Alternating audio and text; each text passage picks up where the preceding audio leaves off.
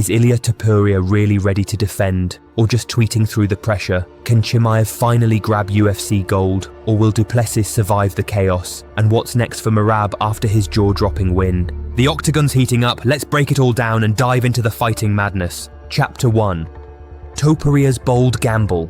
With UFC 317 set to explode during International Fight Week on June 28th in Las Vegas, one name is stealing the spotlight, and the controversy. Yes, that's Ilia Topuria. The undefeated Spanish-Georgian powerhouse has left the featherweight throne behind and is charging full force into enemy territory at 155 pounds. But this isn't just any fight, it's a high-stakes gamble against the ever-dangerous Charles "Du Bronx" Oliveira for the now-vacant UFC lightweight championship. Topuria, famously known as El Matador, has never been short on confidence, and he's proven his word is gold. He predicted brutal finishes against Volkanovski and Holloway, and he delivered. Now, with Charles Oliveira in his crosshairs, Topuria has ramped up the mind games, but the road to UFC 317 has been paved with tension and drama. Before this matchup was confirmed, fans were pleading for Topuria to take on Islam Makhachev.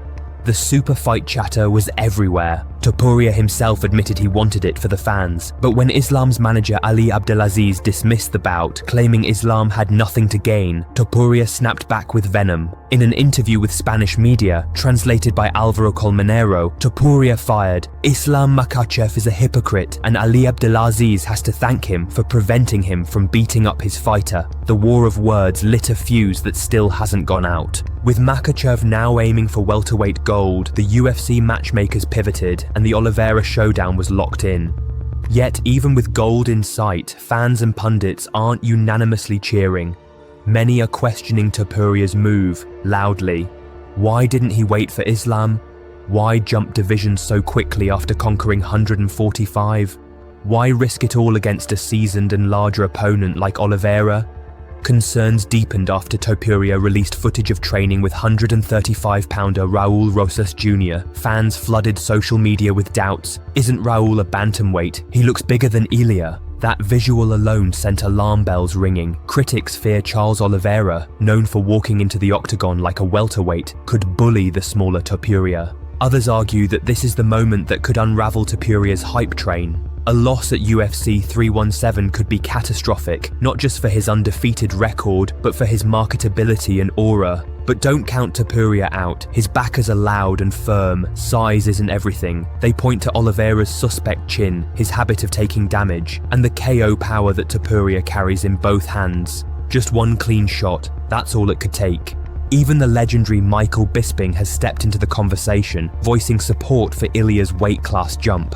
"This is the future of MMA," Bisping said. "Stop starving yourself. Ilia's moving up, Charles did it too and became champion. Now it's Ilia's time." Evolution demands boldness, and Topuria isn't shying away from the fire. So as Topuria sharpens his tools for June 28th, the noise continues to grow. In that vibe, just days ago, he dropped new training footage and a savage message on X. "Don't forget to bring the pillow, Charles Du Bronx." It wasn't just trash talk, it was a threat wrapped in precision, backed by a clip showing his crisp combinations and relentless pace. But one thing is undeniable, Topuria is betting on himself in the biggest way possible, and if he pulls it off, the world may be forced to bow to El Matador.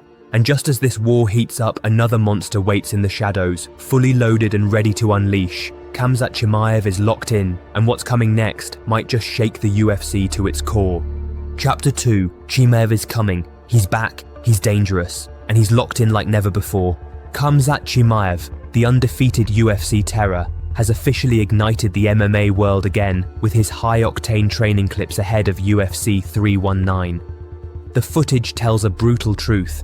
Chimaev has never looked sharper. Returning from a frustrating layoff, he's moving with precision, exploding with intensity, and preparing to make his middleweight title dreams a cold, hard reality. You can feel the heat coming off him. This man is hunting again. The undefeated Swede has never been taken down inside the UFC octagon, a freakish stat that terrifies even the best. But standing across from him in Chicago will be the unshakable middleweight champ, Dricus Du Plessis. The South African brawler is no pushover. He's coming off back-to-back title defenses and is on a perfect run in the UFC. Still, not everyone sees this as a one-sided beatdown. Number 6 ranked middleweight Caio Borralho, who's trained with Chimaev and knows his fury firsthand, believes that if Du Plessis can survive the early rounds, the tide might turn. Speaking to Bloody Elbow, Borralho admitted, if it gets past those rounds, then it's going to go to Du Plessis. And that's the million-dollar question: can Dricus drag Khamzat into deep waters?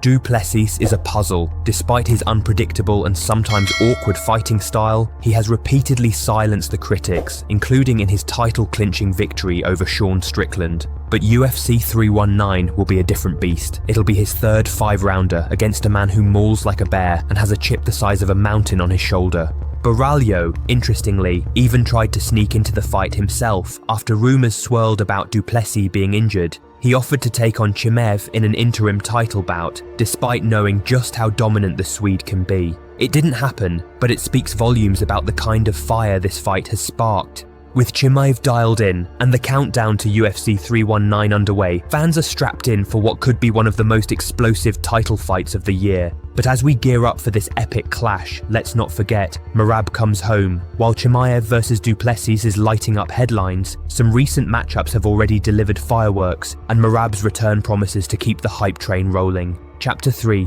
Murab Dvalishvili returns home. They flooded the streets like it was Independence Day. No, scratch that, like a king had returned from battle.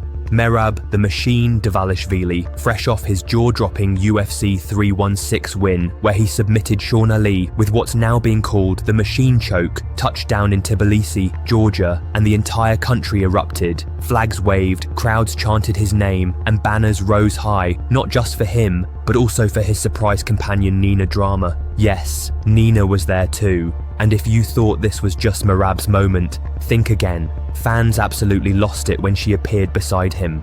Her name echoed through the streets, written on signs, screamed from balconies. "I'm crying BC, I'm happy," she later posted in a heartfelt IG. It wasn't just a trip, it was a coronation.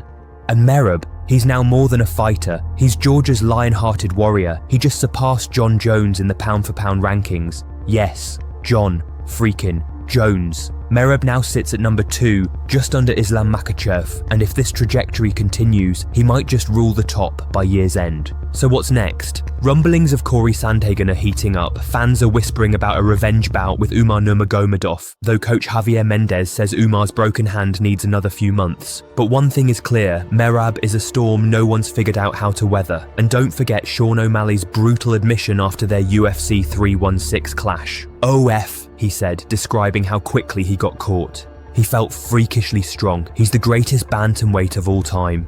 That's not from a fan, that's from the former champ. Even Aljamain Sterling, after a run-in with Team Khabib, made it plain, until you're inside the cage with Murab, you just don't get it. His pressure, his grind, it drowns opponents. And while Merab's defining his legacy through violent clarity, the MMA world recently took a weird detour into emotional chaos. Just felt it needed a quick spotlight. Caio Borralho accidentally killed Ben Askren online. Yes, really. He misread a black and white tribute post and declared Askren dead. Fans panicked. But no, Askren is alive, recovering from pneumonia, and home with his wife Amy. Caio apologized, deleted the post, and the internet cooled down. Let's keep it real. Give us fights that leave us breathless, not emotional damage. Because UFC isn't just about punches and takedowns, it's legacy, love, and a little internet insanity. And that's what makes UFC more than a fight, it's the pre-fight storm and the post-fight fireworks. So hit that subscribe, drop a comment, and tell us, who's taking the belt next? And which match are you waiting eagerly for? Let's fuel the fire.